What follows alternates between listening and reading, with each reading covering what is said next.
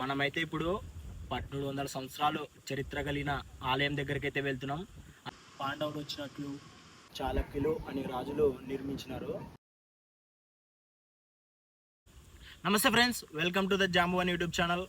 మనమైతే ఇప్పుడు 1700 సంవత్సరాలు చరిత్ర కలిగిన ఆలయం దగ్గరికి అయితే వెళ్తున్నాం. అది ఎక్కడో కాదు, మన కర్నూలు దగ్గరలోనే ఉంది. వీడియోనైతే చివరి దాకా చూడండి. ఇప్పుడైతే మనమైతే బయలుదేరుతున్నాం ఇంకా ఆలయం దగ్గరికి. ప్రజెంట్ అయితే ఆలయం దగ్గరలోనే ఉన్నాం. ఇక్కడి నుంచి ఇంకా ఆలయం పైకి అయితే వెళ్తున్నాం.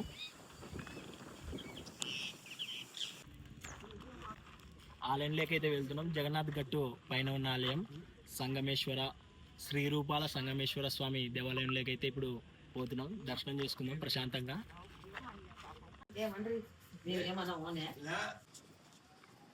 టెంపుల్ ఆర్కిటెక్చరు నెంబర్ 1 ఉంది. దీన్ని 8వ శతాబ్దంలో చాళక్యులు అనే రాజులు నిర్మించినారు. ఆ డిజైన్ చూడండి, టెంపుల్ డిజైను అసలు ఊహకు అందదు, అంత బాగుంది టెంపుల్ డిజైన్ అయితే. ఇంకా మనం ఇప్పుడు గర్భగుడిలోకి అయితే పోదాం. ఇంకా దర్శనం చేసుకోలే, చుట్టూ ఆలయాన్ని అయితే చూస్తున్నాం. ఇప్పుడు చుట్టూ ఆలయం అయితే చూసేసినాం. ఇప్పుడైతే గర్భగుడిలోకి పోతున్నాం.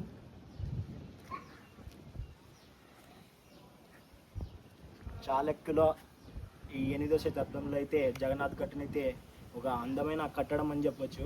గర్భగుడిలోకి అయితే పోదాం. ఇంకా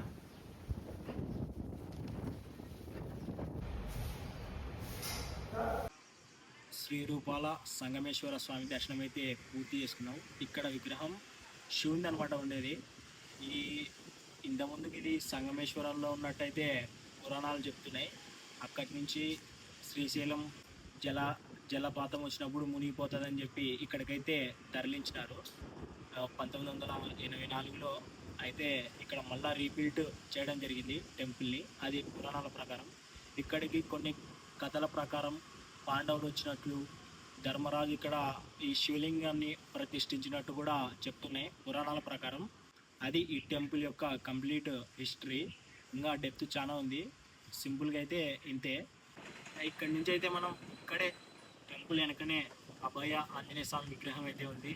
50 అడుగుల పైన ఉంటుంది. ఆ విగ్రహాన్ని కూడా దర్శించుకుందాం. ఇప్పుడైతే ఇంకా ఆంజనేయ స్వామి విగ్రహం దగ్గరికి అయితే బయలుదేరదాం. ఇంకా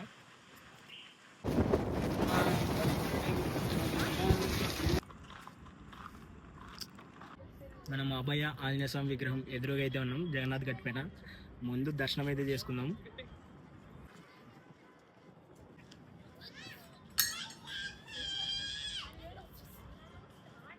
అభయ ఆంజనేయ స్వామి అయితే మనం మొక్కున్నాం ప్రశాంతంగా. మన చుట్టుపక్కల వ్యూ పాయింట్స్ అన్నీ కూడా మంచిగా అయితే కొంచెంలో ఎంజాయ్ చేసాం. అంత బాగున్నాయి లొకేషన్స్.